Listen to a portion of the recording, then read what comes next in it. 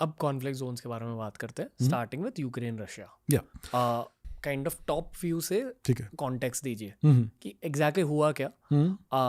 शायद इसकी शुरुआत हम पुतिन से करेंगे। ठीक है। पुतिन है कौन?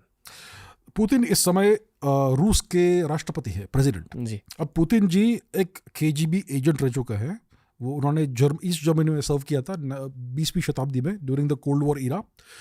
और फिर बोरिस येल्त्सिन जो सबसे पहले प्रेसिडेंट रहे पोस्ट USSR वाले रशिया के, उन्होंने बहुत ही बुरा परफॉर्मेंस किया एज प्रेसिडेंट और पूरी इकोनॉमी को नष्ट कर दिया उन्होंने रूस की। और फिर जब उन्होंने अपना काम छोड़ा तो फिर श्री पुतिन को अपॉइंट किया गया एज द नेक्स्ट प्रेसिडेंट। और सबका एक्सपेक्टेशन ये था कि पुतिन जी भी ऐसे ही रहेंगे, कुछ खास नहीं करेंगे। लेकिन Putin turned out to be a big nationalist और उन्होंने रशिया को वापस रिवाइव किया, इकोनॉमी को वापस रिवाइव किया, आर्म्ड फोर्सेस को रिवाइव किया और रूस को वापस एक नियर सुपर पावर बना दिया है। पर रिवाइव क्यों करना पड़ा? क्योंकि देखिए, ऐसा कहा जाता है, रूस के बहुत लोग ऐसा मानते हैं कि येल्त्सिन जी एक प्रो US प्रेसिडेंट थे और उनके एक्शन से हमें दिखता है ये। तो USSR का जो इकोनॉमी था वो एक कलेक्टिवाइज्ड इकोनॉमी था। इसका मतलब ये है कि पूरे राष्ट्र की जितनी भी संपत्ति थी वो सबकी कलेक्टिव संपत्ति थी। किसी के पास प्राइवेट कैपिटल नहीं था, किसी के पास प्राइवेट प्रॉपर्टी नहीं थी, हर चीज़ कलेक्टिव थी। तो बहुत सारे जनरेशन्स 1918 से लेकर लेट्स से 1991 तक जितने भी जनरेशन्स आए USSR के सिटीजन्स के, उन्होंने जितना भी सेविंग्स किया वो सारा सेंट्रल गवर्नमेंट के हाथ में था। अब येल्त्सिन जी आए, उन्होंने ये सारी जो संपत्ति थी, जो कलेक्टिव सेविंग्स था, उसको प्राइवेटाइज कर दिया और कुछ ओलिगार्क्स के हाथ में डाल दिया कि भाई आप ये करो, आप वो करो, आप इस इंडस्ट्री में काम करो। और इन ओलिगार्क्स ने डेलिबरेटली सब डुबा दिया। कैसे?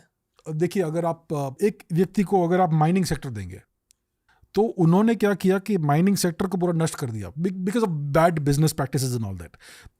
अगर आप किसी टेक्नोलॉजिकल सेक्टर की बात करेंगे तो उन्होंने टेक्नोलॉजी को डेवलप नहीं किया और पूरा रिग्रेस कर दिया। तो इस तरह से पूरा जो इकोनॉमिक रूस का इकोनॉमी पूरा नष्ट हो गया और खाने के लिए लंबे लंबे क्यूज हो गए, लोग होमलेस हो गए, बहुत सारे अलग अलग सोशल प्रॉब्लम्स आ गए रशिया में। कुछ 10 वर्षों में ही पूरी इकोनॉमी नष्ट हो गई।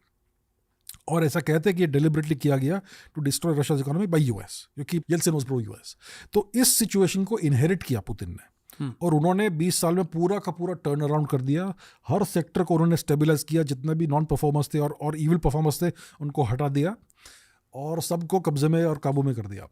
और उन्होंने रशिया को फिर से एक मिलिट्री पावर बना दिया और एक इकोनॉमिक पावर तो नहीं है लेकिन बहुत स्टेबल इकोनॉमी है और इकोनॉमिकली बढ़ रहा है उनका GDP, which is very surprising. Like, अगर हम अभी के रशियन मैप को जांचे तो एक बहुत बड़ा देश दिखाई देता है। बिल्कुल। पर सच है कि 1990 से पहले इस देश की साइज और भी ज्यादा बड़ी थी। बिल्कुल। और रशिया को तोड़ कर बहुत छोटे छोटे देश निकले। तोड़ कर नहीं, आई थिंक उन देशों के पर्सपेक्टिव से वो उनकी खुद की इंडिपेंडेंस मूवमेंट थी। बिल्कुल।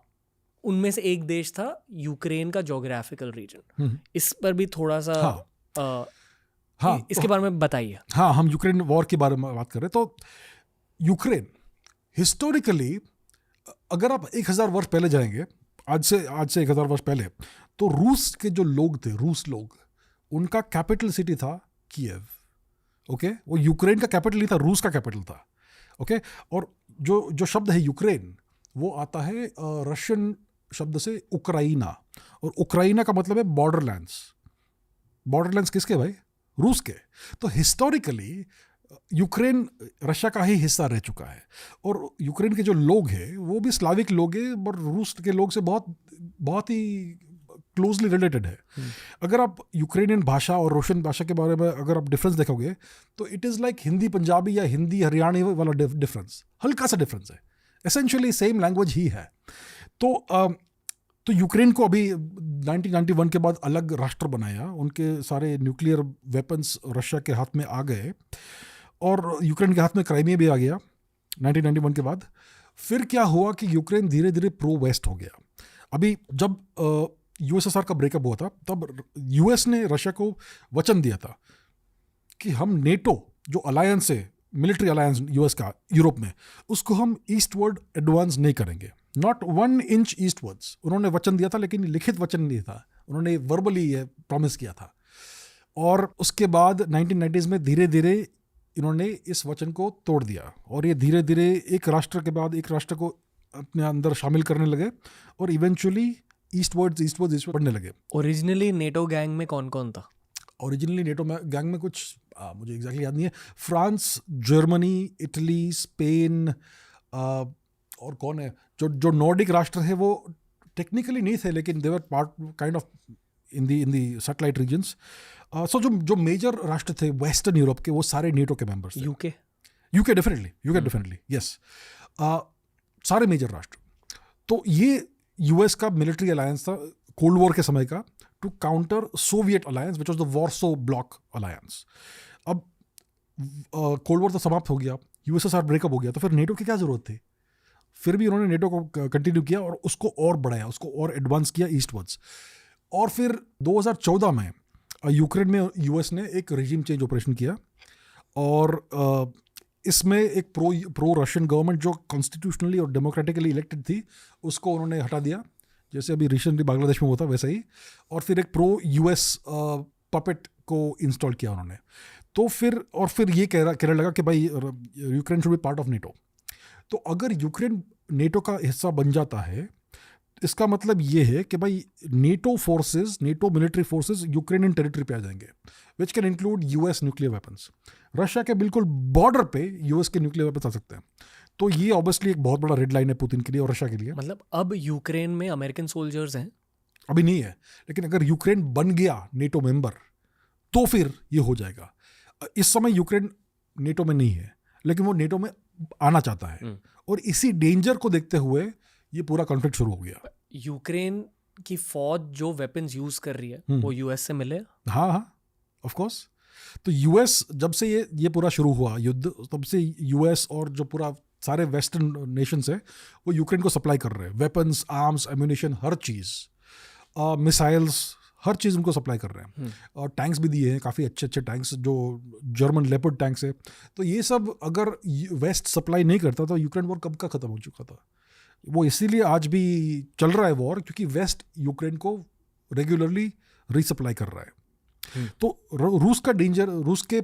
रशिया के पर्सपेक्टिव से डेंजर ये था कि यूक्रेन नेटो का मेंबर बन जाए। That is the worst case scenario. इसके लिए ये वॉर शुरू हुआ।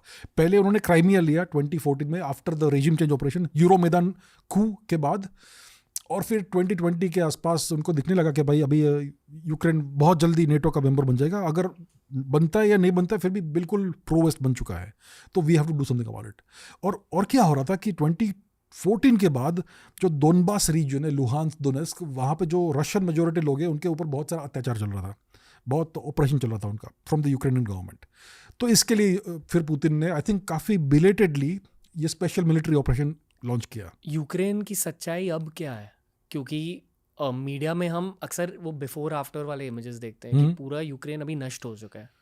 Is that true? नहीं, क्या चल रहा है? हाँ देखिए, जो वॉर, जो कॉन्फ्लिक्ट जोन है वहाँ पर बहुत सारा डिस्ट्रक्शन है। ऑफ कोर्स अगर आप दो आर्मीज एक दूसरे को फेस कर रही है वहाँ पे ऑब्वियसली बॉम्ब उठ रहे होंगे और ऑल दैट। लेकिन अगर आप कीव देखेंगे, कीव सिटी जो कैपिटल है यूक्रेन का, वहाँ पे तो रात को पार्टीज होती है, राइट? देयर आर क्लब्स वहाँ पे कुछ नहीं हो रहा है। रूस ने यूक्रेन के इंफ्रास्ट्रक्चर को डैमेज नहीं किया, डिस्ट्रॉय नहीं किया है। हर जगह इलेक्ट्रिसिटी भी है, northern Ukraine, central Ukraine, western Ukraine, हर जगह इलेक्ट्रिसिटी है। उन्होंने कुछ भी इंफ्रास्ट्रक्चर डैमेज नहीं किया है, हाईवेज को डैमेज नहीं किया है। सिर्फ वॉर जो चल रहा है it is to reclaim the Luhansk Donetsk region, the Donbas region और शायद कुछ और रीजन्स। और उनका आई थिंक ओवरऑल ऑब्जेक्टिव तो यही था कि कीव में रेजिम चेंज हो जाए और एक प्रो रशिया रेजिम हो जाए। पर हर दिन फाइटिंग हो रही है, चल रही है फाइटिंग, बहुत slow. It's a frozen conflict. Frozen conflict मतलब जो कॉन्फ्लिक्ट का जो लाइन है मैप पे वो इतना ज़्यादा चेंज नहीं हो रहा है, बहुत ज़्यादा एडवांसेस नहीं हो रहे हैं और ट्राई भी नहीं हो रहा है, बस चल रहा है। कोई जीत रहा है? कोई नहीं जीत रहा है इस समय। लेकिन अगर आप देखेंगे तो रूस ने जितने भी टेरिटोरियल गेन्स किए हैं उसको यूक्रेन अंडू नहीं कर सकता।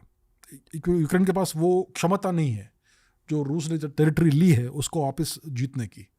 तो ओवरऑल रूस के जो ऑब्जेक्टिव्स मेजर थे कि उनका जो रशियन स्पीकिंग पॉपुलेशन है, लुहांस्क, दोनेत्स्क, वो सब रीजन्स का, उसको उन्होंने सेफगार्ड कर लिया है।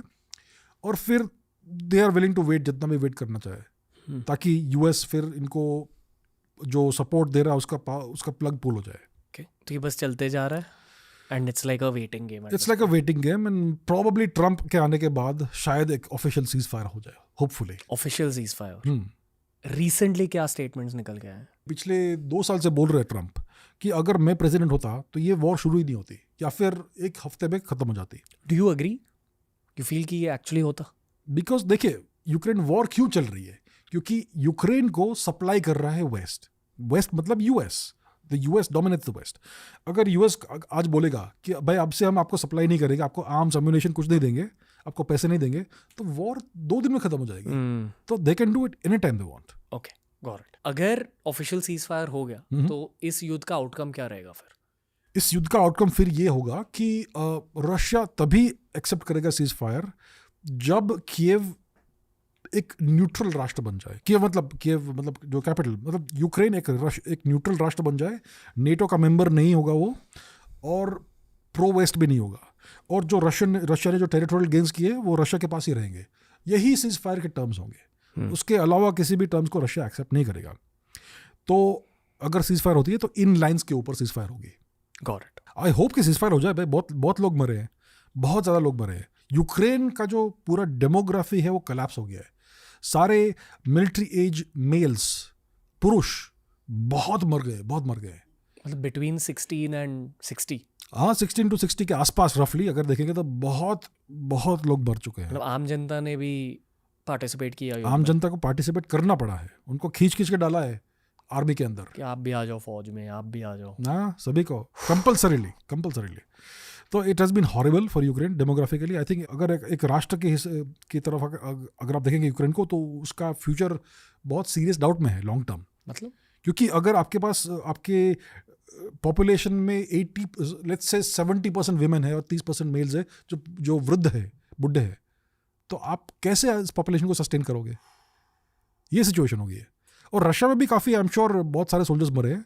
हमारे पास एग्जैक्ट नंबर्स नहीं है. दोनों तरफ से प्रोपेगेंडा चल रहा है कि भाई इतने मरे उतने मरे. We don't know what to believe, but definitely बहुत लोग मरे हैं. It is humanitarian. अगर ये पूरा ह्यूमैनिटेरियन डिजास्टर है दोनों तरफ से. या सो आई होप इट एंड्स.